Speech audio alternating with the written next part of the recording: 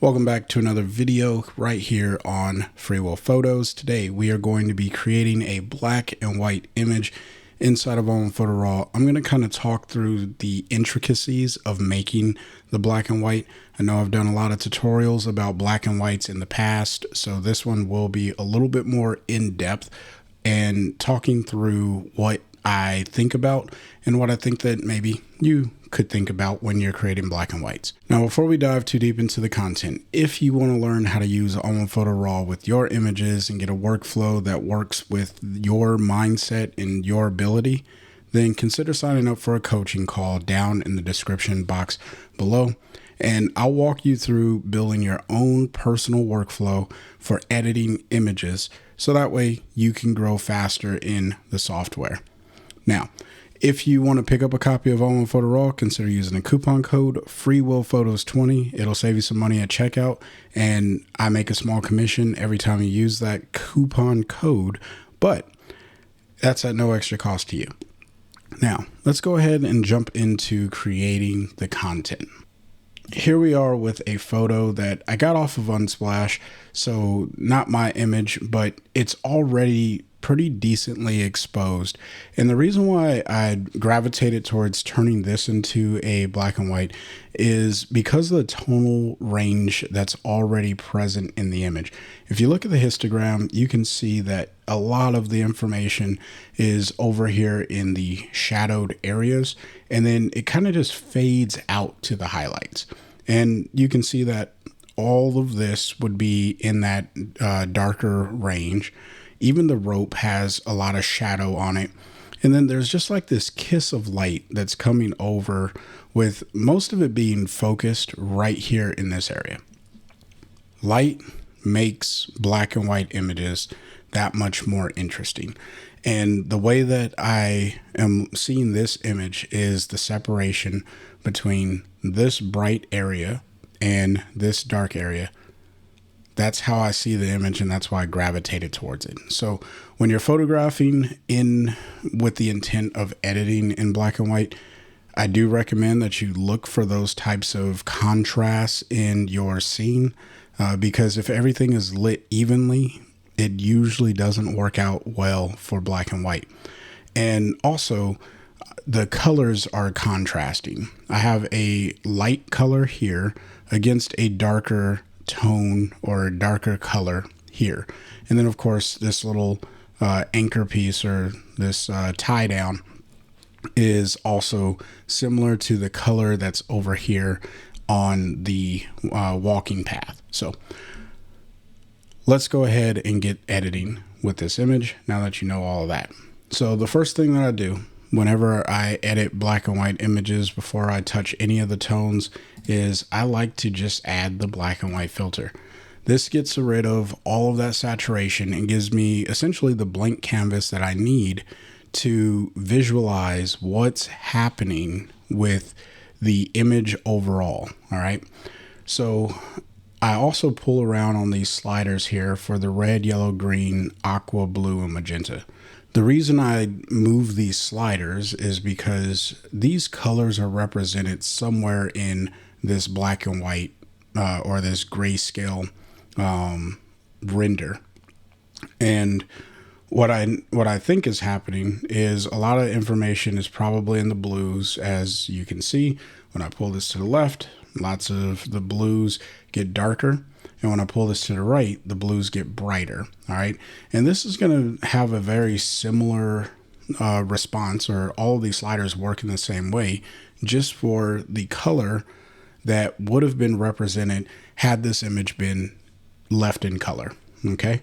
So if I want the blues to be a little bit brighter in the image, all I have to do is pull up on the blues to make them a little bit brighter. And if I want them to be darker, then I just pull it to the left.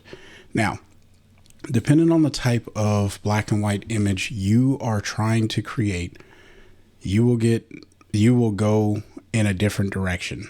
For me, what I want to do is create a mostly contrasty, like really grungy look to the image. I feel like this type of photo lends itself well to that. So what I'm going to try to do is really separate the blacks from the whites and see what I can do to make the look. So pulling down on the aquas looks pretty good, but if I pull up on them, not so much. All right.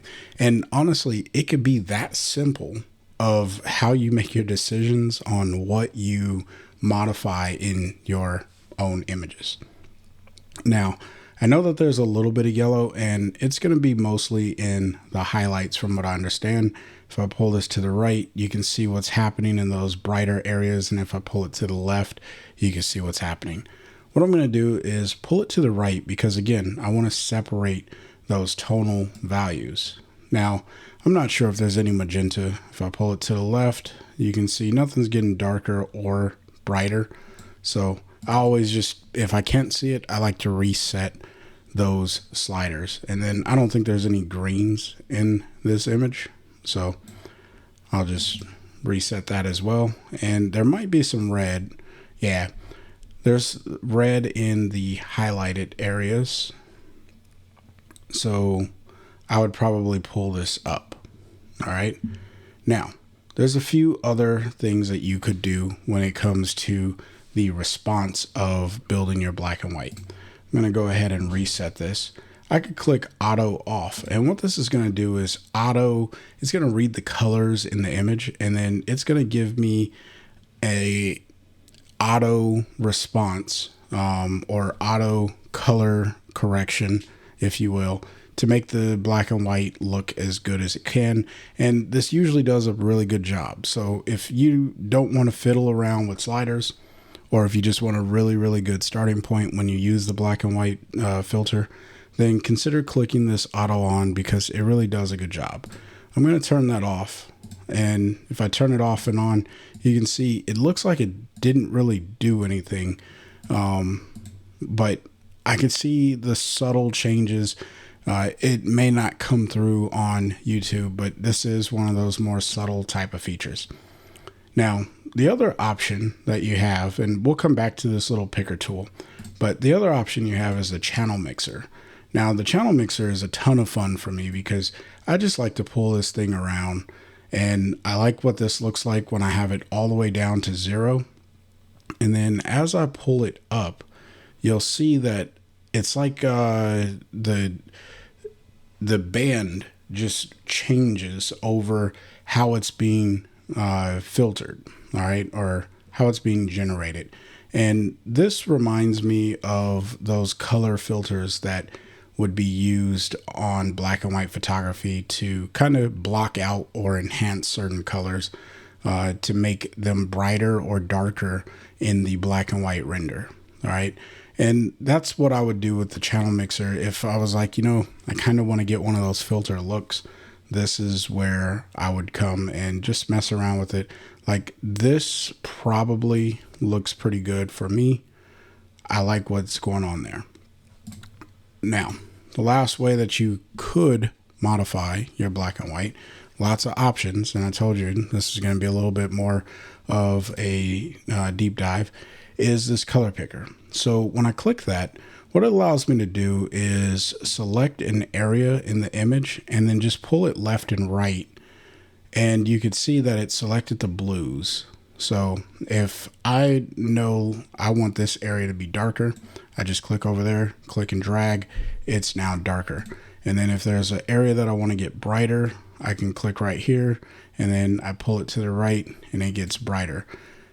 This way, you don't have to really pay attention to the sliders over here. You're really interacting with the image itself. That is a ton of fun. I really enjoy working that way. I do work that way often when I'm using this particular tool. So that's the conversion window in a nutshell. All right. We're going to go ahead and close that down. And then you come over to the tone window. I personally do not use the tone window a lot. If I'm doing like a really quick edit and I'm not going to really hone in my look, then sure, I'll use the tone section here. But I'm not going to go into crazy detail with this because it's just really global edits of what you have in the develop module, with the exception of the midtone slider. There's no midtone slider in this effect, all right? But you also have a auto adjustment. So if I turn this auto on, you can see what it does to the image, and I actually like what it did here this time. And if I push the detail slider, that actually gets me really, really close to the look that I was going for in this image already. And I didn't really have to do much work to get there. I kind of like this. So whenever you get to a point that you like something inside of ON1, I highly recommend that you save it as a snapshot because you don't want to mess it up. So I'm going to click up here on the snapshot tab and then click new snapshot. And I'm just going to call this look 1 and hit OK. So now if I make changes, I'll always be able to get back to this look because I really do like the way that this looks. So I'm going to turn off the auto and I'm going to try to build this up myself. I may or may not get better than what I just seen there, but I could always just go back to that if I mess it up. So I'm going to just shrink or hide the tone section. And then we have toner. Now, toner is something that is more stylistic in its approach. You could see what's happening here as I go through these different tones. And this is really trying to simulate what would happen in the darkroom or with the paper, the film. Like there's a lot of ways that this could have come out in monochromatic images in the past. I will not sit here and belabor this, although I do use this from time to time. Like I would probably add gold and selenium onto this particular image because I like the way that it looks. This is all subjective and you just have to choose what you like. I also enjoy just the selenium looks. When I first started creating black and white images inside of ON1, I use the selenium a whole lot. So just something to keep in mind. But I'm going to go ahead and hit done because I don't want to use the toner in, at least not right now. And then the last thing that we have inside of the black and white filter is grain. And I almost never use grain, even when I am working on this individually. Like if I was just trying to make a quick edit, I would still probably not use the grain built into here, primarily because I like to blend the opacity of my grain, sometimes with blend modes, or sometimes I like to mask in my grain, and I don't get that capability here. So I don't recommend using this particular piece, but if you wanted to, you could add in some grain. If I wanted to add in some 400 grain and maybe just increase the size and, play around with the amount, you could barely see what's happening, but it is adding in some grain. You can see the texture. So if I turn this off, you can see right here in the tie down. And then if I were to go back to, I think I had the Super 400. Yeah. And you can just see how it kind of just grains it up a little bit. Looks nice, but not the way that I would personally apply it, just because this tool, you put too much into a tool and then it becomes more difficult to stylize the overall image. So that's the black and white filter. Now, this is how I recommend and how I often create my black and whites. I start with the black and white filter. I may or may not add some of the tone but I will use the color response. All right. And then what I like to do is come over to the local tab and add an adjustment. And I like to do all of my burning first. All right. And with this, I'm going to do my burning using radial adjustments because it's the fastest way and it works like wonders. All right. So I'm going to go ahead and click on center and Oh, thought I clicked center. I guess I didn't. Let me go with edges. Okay. So we'll go with edges. And what I'm going to do is just kind of burn this area. I'm going to make this more oblong and maybe even feather this a little bit more. Something like, and I just want to kind of fit this into the area and make it look relatively natural. So something like that.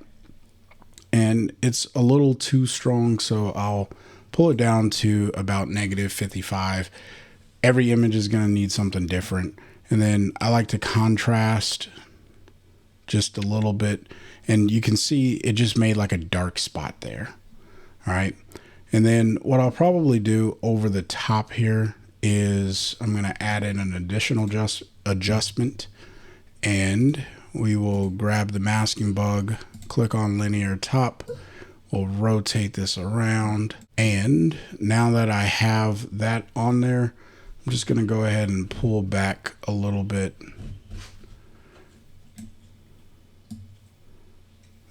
Yeah, I think something like that works out pretty good. It's just very subtle adjustments. All right. Everything that I do, or at least early on, is subtle adjustments. That's my goal. So now I want to work on this bottom portion, and I will just go ahead and grab the masking bug again, click right here, and I'll turn it. And I think that that looks pretty good there.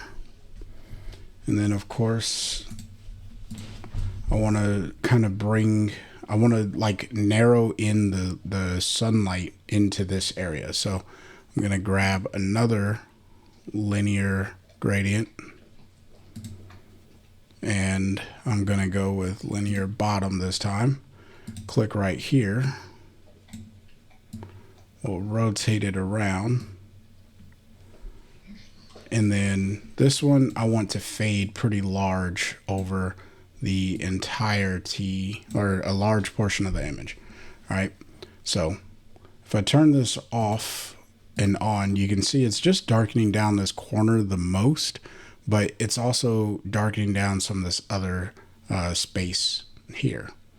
And then what I'm going to do is pull up on the highlights, and what that's going to do is help reintroduce what's happening with the highlights in this area. And then I'm also going to push up on my whites. So that way, again, I'm doing the same thing because I do want to start working in that area. And so those are all my burns. All right.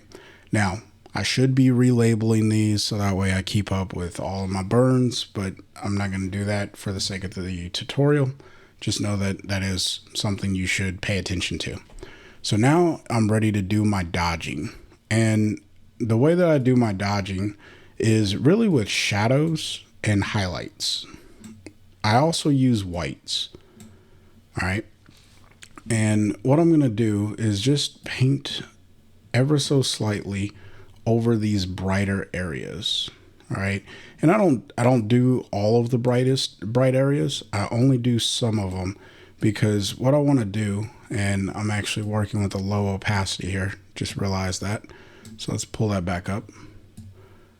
And what I'm really trying to do here is just create a little bit of separation between some of the other bright areas, and it puts contrast into the image. And then I just pull down the opacity until I feel like it blends the way that I would expect it to. And I do a little off and on just to make sure that it's working how I want. And then I also add in some structure. Now, I add in the structure primarily because things that are bright, your eye is drawn to. And when there's structure, it reaffirms to your eye that you were supposed to look at that thing. And that's really what I was going for here. So now I have all of my adjustments that I wanted to build up the tone in the overall image. So now it's time to really start working with the rest of the image. So the first thing that I'm going to throw in here is a dynamic contrast. And I love using the dynamic contrast tool. I like to put it on surreal because it adds in so much micro detail. And then just pull down the opacity. And then I'll probably only paint this in over the rope. So I'm going to right click, invert the mask, and then with my brush tool, I'm just going to paint this over the rope. Just like so. And it doesn't have to be perfect because it's more of a perception, like a perceived thing, that it is this has to be a certain way thing. So if I turn it off and turn it back on, you can see that the rope just kind of pulls itself out. All right. Again, and now that I have it on just the rope, I could probably pull the opacity up a little bit more. So that's the dynamic contrast effect. The next thing, and I've done this in a few previous tutorials, is adding a bleach bypass. Now, the bleach bypass, it makes the image that much more contrasty, and I really enjoy it. You can see how it emphasizes the light here, and it darkens down everything else. And if you notice right here, it gets really dark. That's what I want it to do because I put that local adjustment there. I did that intentionally because I wanted to hone the light in right up this plank into the rope, because it feels like the light's coming from this direction right here. And that's all that I really want to do, is emphasize that the light is coming in that direction. Although I'm going to pull down on the amount just a bit here, and I'm going to mess around with the brightness just to see if there's something that I like. And the reason why I mess around with the brightness is I could always mask in this effect. It doesn't have to be a global effect. I usually use it as a global effect, but it doesn't have to be. And then, of course, I can throw in more detail if I really wanted to, like, grunge up this look. But I don't think I want to do that. I'm going to throw in just a touch of contrast. And what I think I want to do is just put this look right in, or primarily in this area, and then kind of fade it elsewhere. So to do that, we'll just add in a vignette look, click it right there. And I guess maybe I'm doing the reverse of what I said, which is fine. I think that that'll work. So we'll do it something like this. And then let's turn this off, turn it back on. Yeah.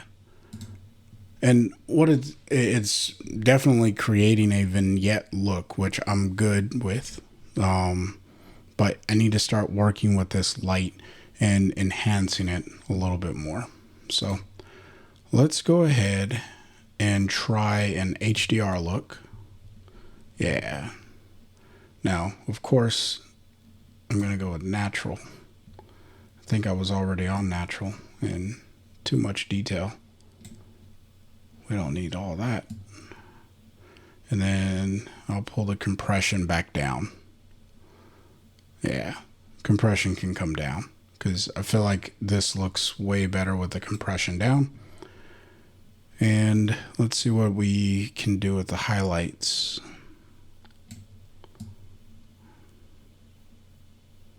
And maybe something like this.